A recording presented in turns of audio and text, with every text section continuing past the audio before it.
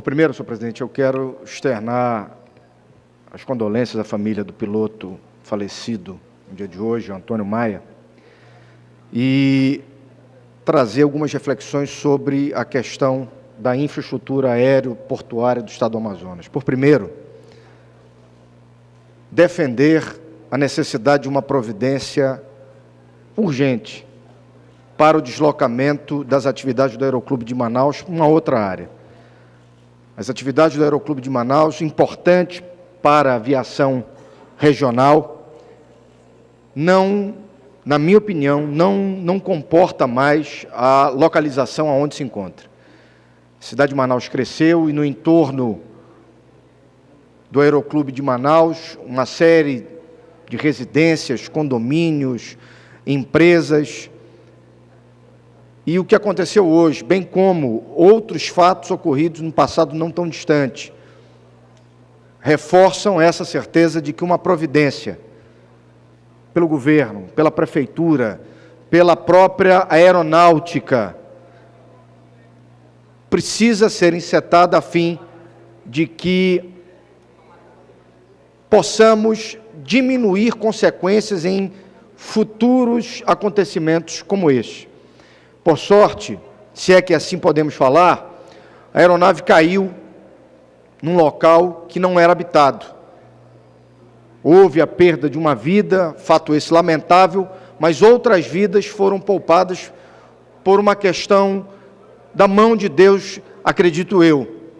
Mas se esta aeronave tivesse caído num conjunto mais próximo, no Guaianazes, pegando aquela estrutura de apartamentos ali, tivesse caído em casas, essa seria uma consequência bem maior do que a que nós hoje lamentamos. Portanto, a minha primeira intervenção vai nesse sentido, de que o governo, o 7º Comando Aéreo Regional, a Prefeitura de Manaus, precisam refletir sobre providências do deslocamento das atividades do Aeroclube de Manaus. Quem sabe para o município do Iranduba, quem sabe ao longo da M010, quem sabe ao longo da BR-174, mas não comporta mais a estrutura do Aeroclube aonde ele está. Ainda sobre a estrutura aeroportuária do Estado do Amazonas, eu dividia logo no início da manhã com a deputada Conceição Sampaio e o deputado Davi Almeida o seguinte raciocínio: existem pelo menos 5 aeroportos ou aeródromos no Estado do Amazonas que têm uma importância estratégica muito grande para todas as dinâmicas no Estado do Amazonas. O aeroporto de Tefé, o aeroporto de Tabatinga, o aeroporto de Parintins, o aeroporto de Lábrea, o aeroporto de Airunepé, ao meu juízo, são estruturas que precisam de uma intensa atenção das prefeituras, que, ao meu ver, não conseguem dar essa atenção e que precisa, doravante, ter uma atenção especial do governo do Estado, a fim de que essas estruturas não sofram nenhum tipo de acontecimento que venha trazer limitações a pouso e decolagem. O aeroporto de Parintins, nesse exato momento, há limitações de pouso e decolagem, trazendo um enorme constrangimento e ansiedade àquela comunidade. Tefé, onde estive recentemente, passa por uma situação extremamente desafiadora. Tabatinga, de igual modo, passa por uma situação extremamente desafiadora. Airunepé aponta dificuldades. Lábrea passa por uma situação extremamente desafiadora.